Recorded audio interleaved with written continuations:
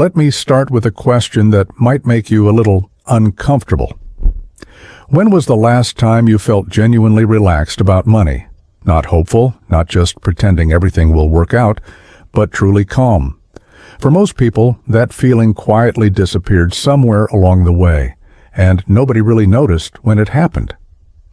The news keeps telling us inflation is cooling, jobs are strong, the economy is stabilizing. It sounds great, right?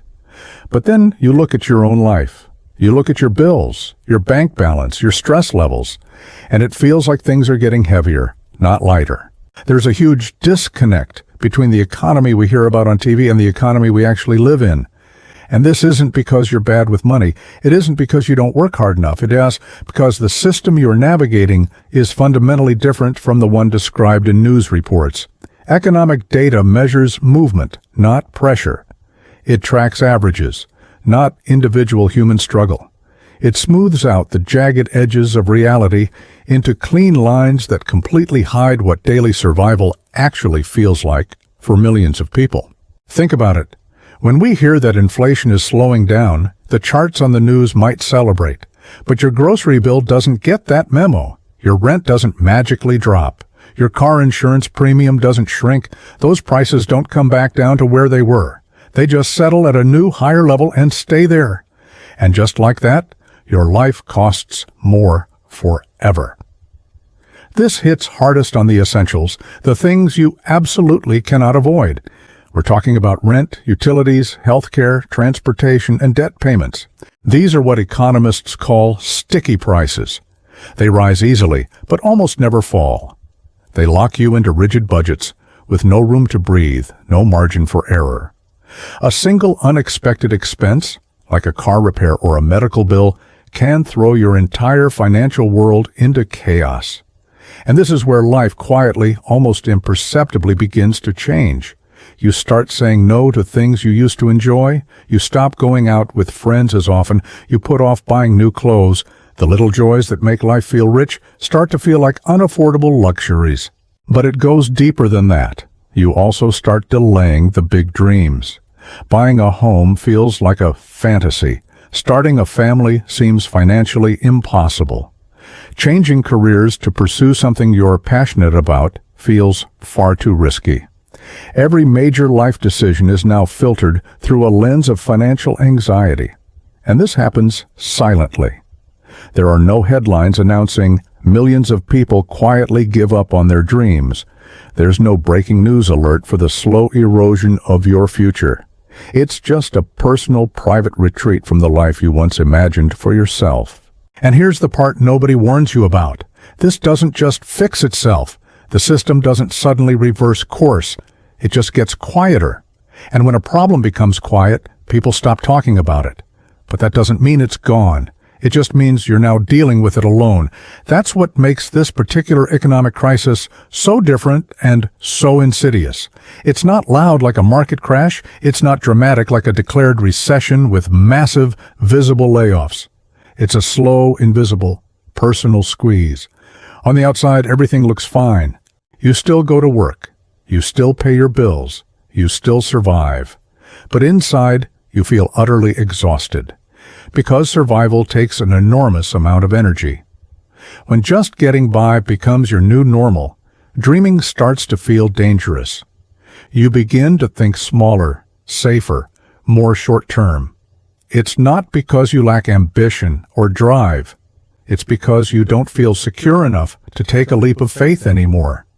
The foundation beneath your feet feels shaky, so you cling to what you know, even if it's not what you want. That's a monumental shift, not just for individuals, but for society as a whole. Because societies don't collapse when money disappears. They collapse when hope disappears. And right now, hope is quietly leaking out of everyday life. People don't trust the future the way they used to. There is a growing sense that the old promises no longer hold true. The belief that if you just work hard and play by the rules, you'll be able to build a better life for yourself and your family. That belief is fractured. And again, this isn't because people are lazy or entitled. It's because they're tired. They're tired of running faster and faster just to stay in the same place. They're tired of hearing official reports that things are improving while their own life feels stuck in neutral or even reverse. This creates a strange and painful emotional conflict. You start questioning yourself. You look around and wonder, am I doing something wrong? Is everyone else figuring this out but me? I should be further ahead by now.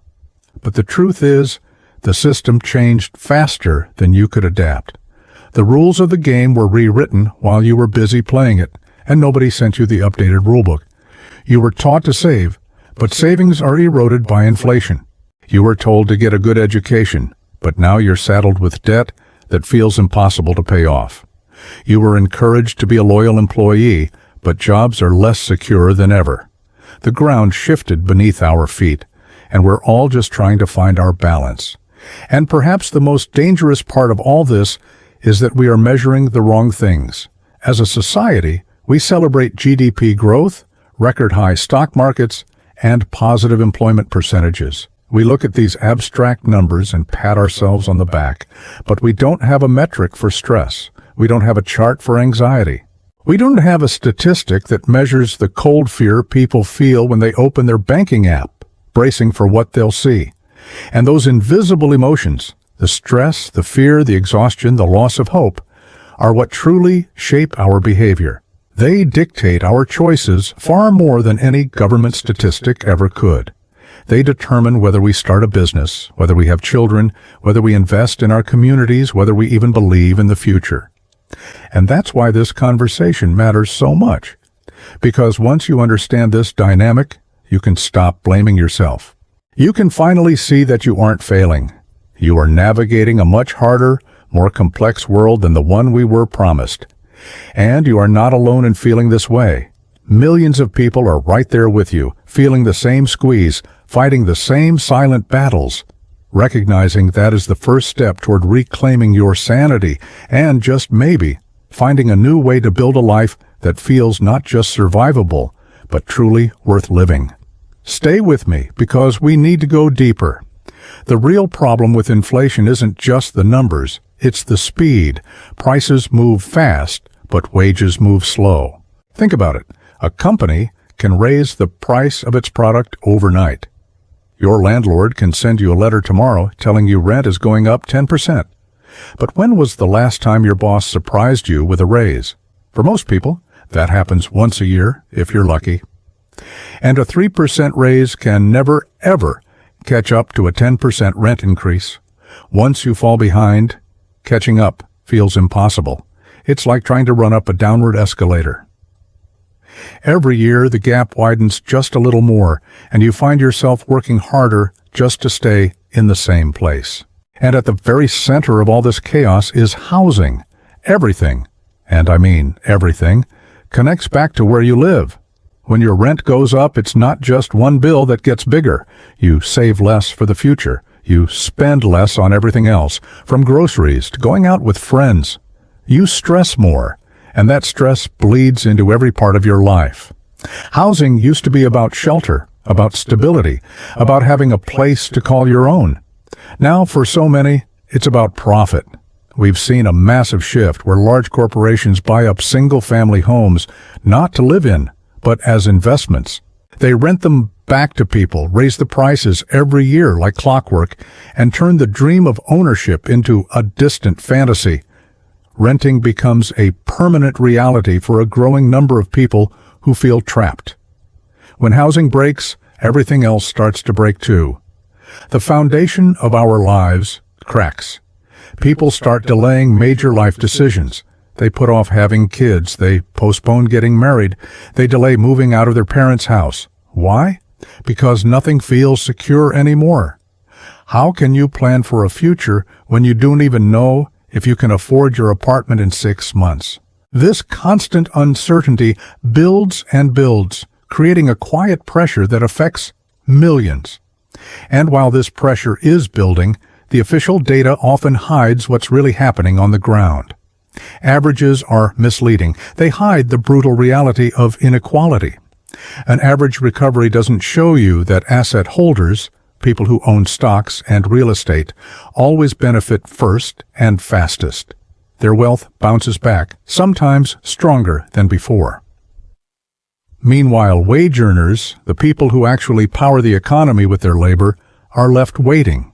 The stock market can hit record highs while paychecks are still struggling to catch up to last year's prices.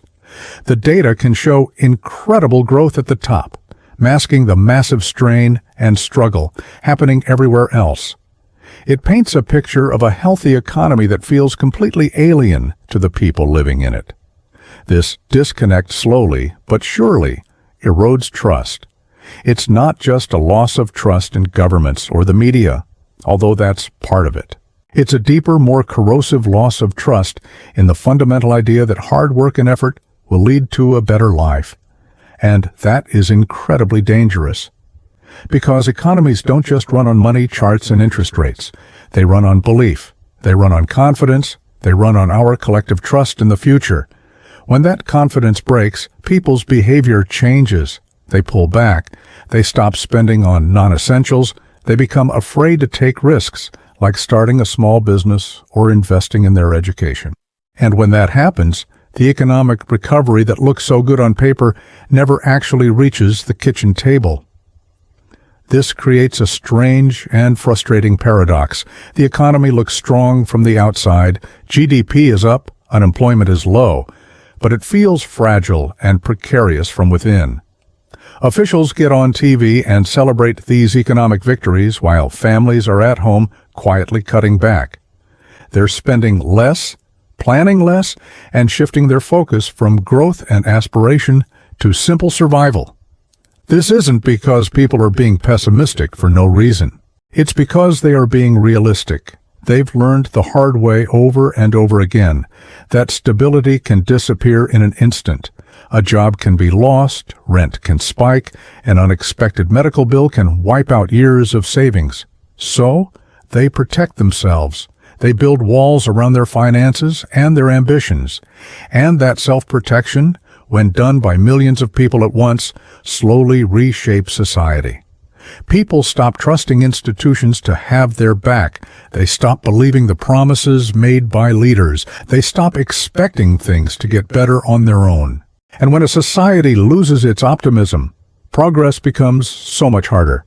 It's not because the resources have disappeared, the money is still there, the technology is still there, but the collective energy, the will to build and innovate and strive for something better, starts to fade. The engine of society starts to run on fumes.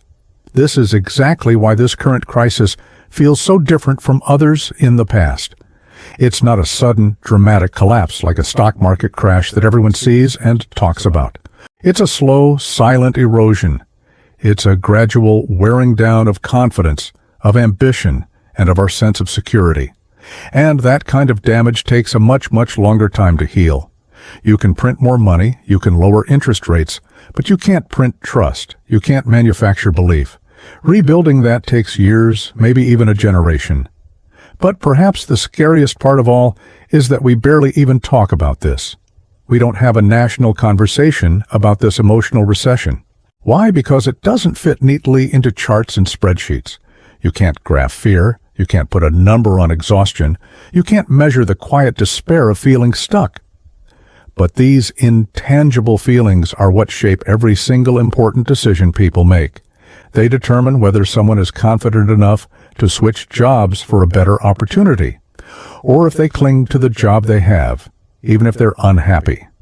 They determine if a young couple feels secure enough to start a family, or if an entrepreneur has the courage to start a new business. When millions of people individually start thinking smaller, not out of a lack of ambition, but out of a need for self-preservation, the entire economy shrinks emotionally, even if the numbers on a government report continue to grow. And that's why this crisis remains hidden in plain sight. It's not in the headlines every day. It lives inside people. It's in the quiet conversations between partners at the end of a long day, in the solitary stress of looking at your bank account, in the dreams that get deferred for another year. It's a crisis of the spirit, and until we start treating it with the seriousness it deserves, the numbers will never tell the whole story. Now here's the part nobody wants to talk about. What happens next? Because this isn't just about today's bills, it's about tomorrow's choices. When people feel insecure, they stop planning long-term. They stop taking risks. They stop investing in themselves, and that slows everything down. Innovation, growth, creativity. Societies move forward when people believe the future is worth building. But right now, many people are just trying to survive the present. And that changes everything. You can see it in how people talk. They are more cautious, more defensive, less hopeful. And that's not weakness, that's adaptation. People adapted to a world that became harder without warning, and the system never acknowledged that pain. It just moved on. This creates resentment because people feel invisible. They feel like their struggles don't matter, and that's when trust breaks completely. And here's the truth. The data isn't lying, but it isn't telling the full story either. Charts measure change, but people carry history. They carry years of stress, debt, and sacrifice. And those memories don't disappear just because inflation slows down. Until costs actually loosen their grip, until wages truly catch up, until stability lasts long enough to feel real, life will continue to feel heavy. And that doesn't mean the economy is broken. It means recovery is uneven, slow, and emotional. And that's the part nobody teaches you, that healing isn't just financial, it's psychological. This video isn't about fear, it's about clarity. Because once you understand the system, you stop blaming yourself. You stop feeling like a failure. You realize you're navigating a harder world. The real power is awareness, because awareness changes how you move, how you plan, how you protect yourself. And that's what this channel is about. Not headlines, not panic, but understanding the quiet forces shaping our lives.